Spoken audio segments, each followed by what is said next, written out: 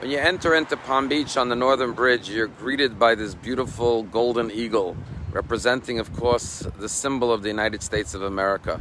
But it reminds me of a story told about a young boy who was walking by an eagle's nest, and he happened upon a warm eagle's nest egg sitting there, and the young boy picked up the egg, and he took it back to his farm, and he put it into the chicken coop, where the hens sat on it, and the baby eagle was born.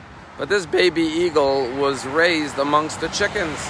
And so it went about its life acting like a chicken, behaving like a chicken, pecking from the ground, and doing all the things that chickens do, believing that it was a chicken.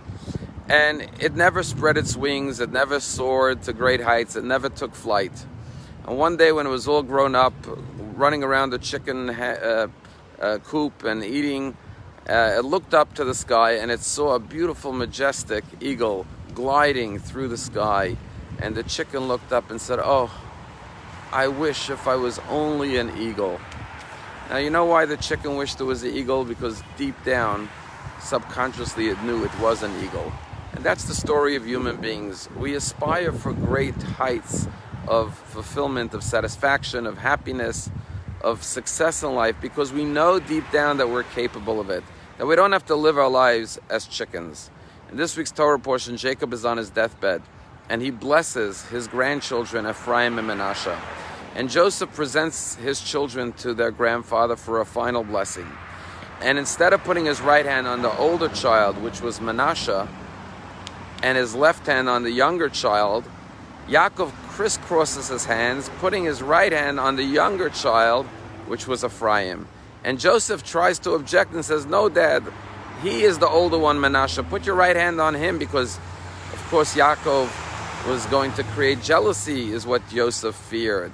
But Yaakov says, "No, my son, I know that Manasseh is the older one, but I choose to put my right hand on Ephraim, the younger son's head." And the question is, why did Yaakov insist on putting his right hand on the younger child?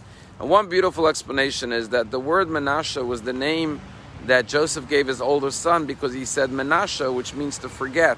God has allowed me to forget the pain, the suffering, the travails of my childhood in my father's home.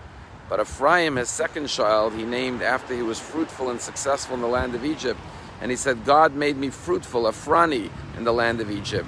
And so Jacob sent a message for all generations, and he said, yes, we have to overcome challenges in life. We have to overcome the pain and the hurt in our childhood and our past. Just like Joseph thanked God for his first child and said, "Manasseh, God allowed me to forget." But the goal of life is not just to overcome challenges. It's not just to live as a chicken, but it's to soar like an eagle.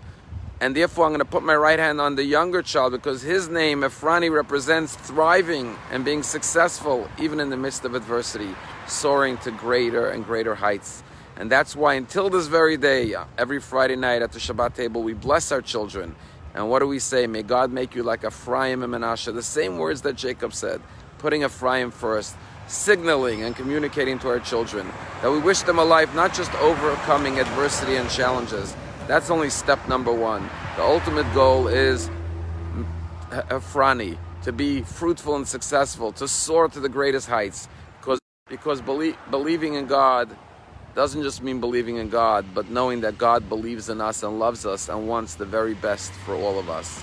And so, this week's parasha teaches us to look to the heavens and set our sights high and soar like eagles, just like Joseph did in the land of Egypt.